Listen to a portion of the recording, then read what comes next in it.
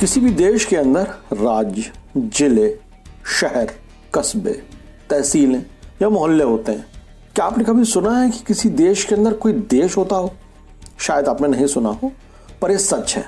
Europe के एक देश में एक ऐसा ही देश मौजूद है। शायद इस तरह का दुनिया में पहला मामला होगा। पूर्वी यूरोप का एक खूबसूरत सा देश है लिथुआनिया।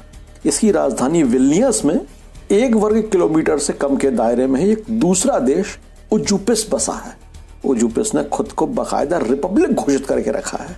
बड़ी बात तो यह है कि उजुपिस का अपना एक राष्ट्रपति, सरकार, संविधान और करेंसी है। इतना ही नहीं, यहाँ के संविधान का कई भाषाओं में अनुवाद भी हो चुका है। नमस्कार दोस्तों, मैं अतुल हूँ। आज शनिवार है। हर शनिवार आपको कहानी सुनाने का वादा रहता है। आज सुना रहा हूँ एक ऐसे देश की कहानी जो खुद एक देश में स्थित है और पूरी आज़ादी के साथ बिना किसी दखलंदाजी के अपना अस्तित्व बनाए हुए है। यही कहानी है आज की। देश के अंदर एक देश रहता है। तो दोस्तों, मैं बात कर रहा हूँ लिथुआनिया में स्थित उजुपिस देश की। खास बात यह है कि उजुपिस की एक नौसेना भी है जिसमें महज 4 से 5 नावें हैं। 1 वर्ग किलोमीटर का तो हमारे यहाँ एक मोहल्ला सरीखा ही होता है, तो मोहल्ले जितने बड़े उजुपिस की एक आर्मी भी है जिसमें महज सिर्फ 10 सैनिक हैं। उजुपिस में आप सोवियत युग जैसा आर्किटेक्चर देख पाएंगे। दरअसल 1990 में सोवियत संघ के टूटने के बाद विल्नियस में उस दौर की कई सारी मूर्तियां लगी थी। ये सब आपको अब उजुपिस में दिख जाएंगी। अब आप सोच रहे होंगे कि एक देश के अंदर इतना छोटा सा देश बना कैसे? बिल्कुल सही। दरअसल 1995 में स्थानीय कलाकारों के ग्रुप ने एक पिलर से सोवियत मूर्ति हटाकर वहां अमेरिकी रॉक स्टार फ्रैंक ज़ापा की मूर्ति लगा दी थी। इसे आज़ादी का प्रतीक माना गया और लोगों ने लोकतंत्र की मांग कर डाली। 1 अप्रैल 1997 को उजुपिस ने बाकी लिथुआनिया से आज़ादी का ऐलान कर दिया। अभी तक किसी भी देश ने उजुपिस को आधिकारिक देश का दर्जा दिया नहीं है, लेकिन विल्नियस समेत पूरे लिथुआनिया में इस बात पर गर्व किया जाता है कि उनके यहाँ एक देश पूरी आज़ादी के साथ बना हुआ है। लिथुआनिया में उजुपिस का मतलब नदी के पार होता है। उजुनिस्को विल्नी नदी बाकी लिथुआनिया से अलग करती है। 1 अप्रैल को उजुपिस अपना स्वतंत्रता दिवस यानी इंडिपेंडेंस डे मनाता है। अमूमन लोग नदी पर बने पुल को पार कर देश में दाखिल होते हैं, सेलिब्रेट करते हैं।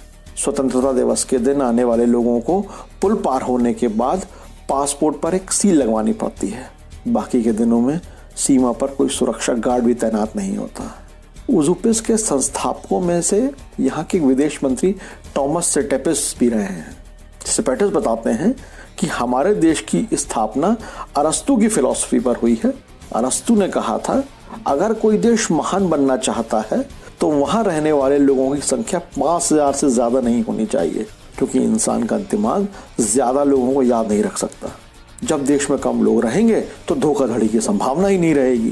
यानी बात साफ है कि जहां भ्रष्टाचार नहीं होगा उस देश को महान बनने से कोई रोक नहीं पाएगा। देश के एक और मंत्री केस्तास लुकोस्किनास कहते हैं कि हमारे देश का झंडा भी खास है। इसमें एक गोले के अंदर एक खुला हुआ हाथ है। इसे पवित्र हाथ माना जाता है। ये इस बात का प्रतीक है कि हम घूस नहीं लेते।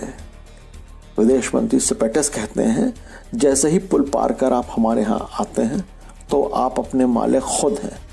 आप पर कोई सामाजिक दायित्व नहीं होगा और आपको केवल अपने बारे में ही सोचना है। आप हमारे यहाँ दुनिया की भागम भाग में शामिल हुए बिना भी आराम से जी सकते हैं। अगर आप हमारे यहाँ किसी पब में जाएंगे तो शहर के मेयर, मशहूर खिलाड़ी या चित्रकार को एक साथ मस्ती करते हुए देख सकते हैं। उजुपिस में प्रोटोकॉल जैसी कोई चीज़ नहीं होती। 1997 में उजुपिस का गठन हुआ था।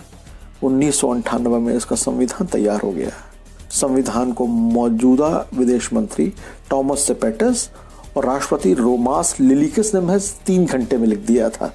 सेपेटिस बताते हैं कि उजुपिस के रिपब्लिक बनने की घोषणा के बाद राष्ट्रपति लिलिकिस मेरे पास आए। उनके पास गर्म पानी नहीं था। इसके लिए संविधान में गर्म पानी के लिए क्लॉज जोड़ा गया। इसके मुताबिक देश के हर व्यक्ति को गर्म पानी, सर्दियों में घर गर्म रखने के उपकरण और टाइल्स लगी छत पाने का अधिकार होगा। जैसे ही लिली किस नहाकर आए, हमने 3 घंटे में संविधान तैयार कर लिया। दोस्तों, यही थी आज की कहानी। मित्रों, भारत को आज़ाद हुए 73 साल हो चुके हैं। आज़ाद होने की हमने बहुत बड़ी कीमत चुकाई। आज़ादी के लिए हमने एक लंबी लड़ाई लड़ी, कई जाने गई, कई शहीद हुए। शहीदों की इतनी लंबी फहरिस्त है कि कई पन्ने भर सकते हैं। आज यूरोपीय अमेरिकी देश हमें बहुत अच्छे लगते हैं, पर अपने में हमें कई खामियां नज़र आती हैं, कई चीज़ें नज़र आती हैं, कई गलत बातें हमें अपने में दिखाई देती हैं। इसकी एक ही वजह है, वे बेहतर नियम बनाते हैं, उन्हें फॉलो करते हैं और अपने लोगों और विरासत की कद्र करते हैं। हम जो चाहते हैं वैसा ही बनाते चले जाते हैं, वैसा ही हमें नज़र भी आता है। ज़्यादा ज्ञान नहीं दूंगा। अगले हफ्ते शनिवार शाम 6 बजे आनी के YouTube चैनल पर फिर एक कहानी लेकर आऊँगा। तब तक खुश रहिए, स्वस्थ रहिए, अपनों के साथ रहिए और सुनते रहिए मुझे यानी अतुल को। जय हिंद।